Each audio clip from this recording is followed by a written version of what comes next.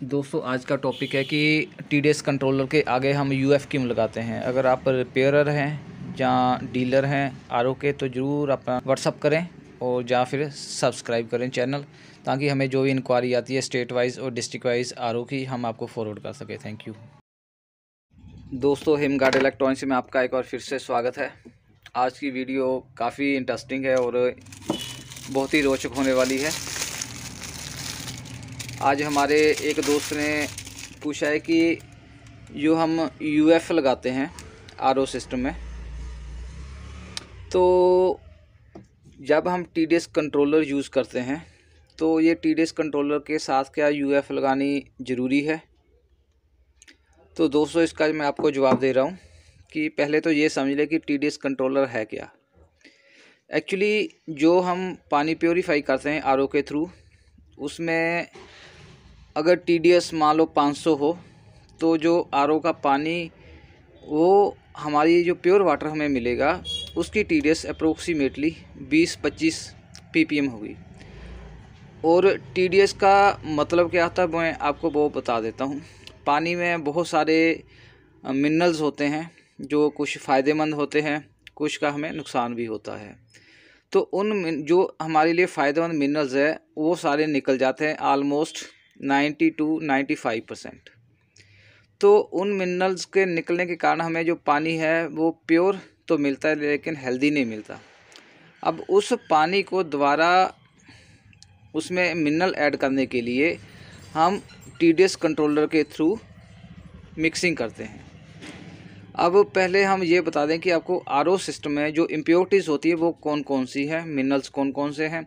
तो अगर इम्प्योरिटी की बात करें तो अगर फिज़िकल इम्प्योरिटीज़ हैं तो जैसे सेडिमेंट्स, मड, ऑर्गेनिक सब्सटेंसेस और साल्ट अलग अलग तरह के, calcium, magnesium, arsenic, mercury, fluoride, chlorine, इस तरह के तमाम और भी इम्प्योरिटीज़ हैं। वायरस अलग अलग तरह के हैं, बैक्टीरिया, फंगस, ये सारी चीज़ें पानी में होती हैं।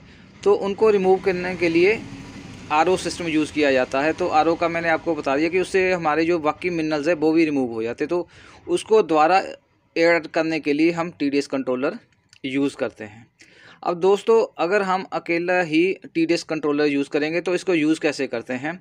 जो हमारा प्री ट्रीटमेंट किया जाता है पानी का सेडिमेंटेशन के थ्रू, जो फ़िल्टर होते हैं, कार्बन फ़िल्टर होता है, फिर कार्बन फ़िल्टर की आउटपुट पे जो पंप लगा होता है, पंप के आगे हम एक तरफ मेम्ब्रेन को सप्लाई जाती है पानी प्योरीफाई करने के लिए, और उसी के पैरेलल एक सप्लाई देकर हम टीडीएस कंट्रोलर के थ्रू कुछ पानी जो है जो पोस्ट कार्बन से प्री कार्बन से बाहर आता है उसको हम दोबारा फाइनल जो हमें पानी मिलता है आरओ मेम्ब्रेन की आउटपुट पे, जिसकी टीडीएस 20 या 25 होती है, उसमें हम इसकी पानी की मिक्सिंग करते हैं। तो पानी की मिक्सिंग करते वक्त जो है जो सेडिमेंट होते हैं वो तो निकल जाते हैं जिनका साइज़ 5 माइक्रोन होता है या 1 माइक्रोन होता है, लेकिन जो पानी में वायरस, बैक्टीरिया मौजूद हो सकते हैं वो दोबारा पानी में ऐड हो जाते हैं जब हम पानी की मिक्सिंग करते हैं, क्योंकि इससे पानी की टीडीएस तो बढ़ जाती है। जब इसको हम एंटी क्लॉकवाइज घुमाते हैं तो टीडीएस इसकी बढ़ जाती है, और जब हम क्लॉकवाइज कम करते हैं तो इसकी टीडीएस कम हो जाती है, क्योंकि इससे क्लॉकवाइज घुमाने से इसका फ़्लो जो है कम हो जाता है और एंटी क्लॉकवाइज घुमाने से इसका फ़्लो तेज़ हो जाता है। उसी हिसाब से उसकी पानी की टीडीएस जो है वो बढ़ जाती है। अब दोस्तों अब क्वेश्चन हमारा ये आ गया कि टीडीएस कंट्रोलर की आउटपुट जो पानी निकल रहा है उसमें कुछ पार्टिकल्स हो सकते हैं, क्योंकि पोस्ट प्री कार्बन के से जो पानी निकल रहा है, और सेकंड उसमें बैक्टीरिया, वायरस, फंगल्स भी हो सकती है उसमें बैक्टीरिया, वायरस भी हो सकता है। तो अब यहाँ यूएफ का रोल शुरू हो जाता है। तो यूएफ का जो पोर साइज़ है, पोर साइज़ मीन जो इसके अंदर होलो फाइबर्स होते हैं मेम्ब्रेन्स की तरह, उनका जो इंटरनल पोर साइज़ होता है उसका साइज़ होता है 0.01 माइक्रोन।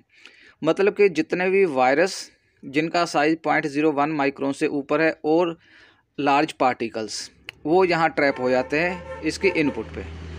तो फर्दर इसका जो आगे पानी निकलता है उसका और जो हमारी आरओ मेम्ब्रेन होती है उसके पानी को मिक्स करके TDS को मेंटेन किया जाता है, जिससे हमारी पानी की TDS 80 से लेकर 150 तक हम रखते हैं। और इस पे देखिए ध्यान से लिखा भी हुआ है कि ये हमारा salt, sediment, particles, dirt, sand extra को निकालती है, साथ साथ waterborne micro organism and harmful organic substance को भी रिमूव करती है। तो इसलिए दोस्तों हमारा जो UF का लगाना कंपलसरी है। अगर हम UF नहीं लगाते हैं तब क्या होगा, हमारा UV सिस्टम जो है आगे काम करेगा और UV जो पानी में वायरस होगा, बैक्टीरिया होगा, उसको किल करने के लिए, डिसइंफेक्ट करने के लिए यूज़ होता है। लेकिन दोस्तों अगर हम UF नहीं लगाते हैं तो पानी निकलेगा उसमें अगर लार्ज पार्टिकल्स हुए जिनका साइज़ 1 माइक्रोन या 0.1 माइक्रोन के बराबर होगा, तो जो वायरस निकल रहे हैं पानी में के साथ, तो जब बैक्टीरिया हैं, तो जो वायरस और पार्टिकल्स का कम्बिनेशन होगा तो UV ट्यूब उस वायरस को डिसइंफेक्ट नहीं कर पाएगी, क्योंकि वो पार्टिकल्स के पीछे छुप सकते हैं, वायरस जहाँ उसके पीछे आ सकते हैं। तो जो इसकी लाइट वायरस के ऊपर पड़नी चाहिए। जो UV का यही फंडा है कि UV की जो इंटेंसिटी होती है, UV लाइट होती है, जब वायरस या बैक्टीरिया पर पड़ती है तो उसके DNA को, सेल को डैमेज कर देती है, उसको डीएक्टिवेट कर देती है। तो अगर हम UF नहीं लगाएंगे तो पानी हमारा जो पूरा प्योर नहीं होगा, उसमें पार्टिकल्स हो सकते हैं और होंगे भी, तो हमारी UV जो है पूरा काम नहीं करेगी और वायरस बच जाएगा और हमारे जो बीमारियाँ अलग अलग तरह की लगती हैं वायरस बैक्टीरिया की वजह से, वो यूज़र को हो सकती है। तो इसलिए हम जब भी TDS कंट्रोलर लगाएं तो उसके साथ UF जरूर लगाएं। हाँ, अगर आपकी TDS 1000 से ऊपर है, 1000 ppm से ऊपर है, फिर आपको UV लगाने की भी ज़रूरत नहीं है और TDS कंट्रोलर लगाने की भी ज़रूरत नहीं है। क्यों? क्योंकि अगर रिजेक्शन, हमारी जो मेम्ब्रेन की रिजेक्शन रेशियो है 90% है, तो नेचुरली उसकी TDS 100 आएगी और वहाँ हमें TDS कंट्रोलर लगाने की ज़रूरत नहीं है, क्योंकि हमें जो प्योर वाटर है उसकी TDS 90 to 150 या 80 to 150 चाहिए होती है। तो हमारा जो जितना आउटपुट चाहिए हमें प्योर वाटर की उतनी मिल जाएगी। तो फिर हमें UV भी लगाने की ज़रूरत नहीं है और UF लगाने की भी ज़रूरत नहीं है, TDS कंट्रोलर लगाने की भी ज़रूरत नहीं है। वहाँ सिंपल हम RO प्लस एल्कलाइन या RO प्लस UF लगा सकते हैं। अगर हम RO प्लस एल्कलाइन लगाएंगे तो वो बेस्ट रहेगा। Thank you. नेक्स्ट वीडियो के साथ फिर मिलेंगे। शुक्रिया।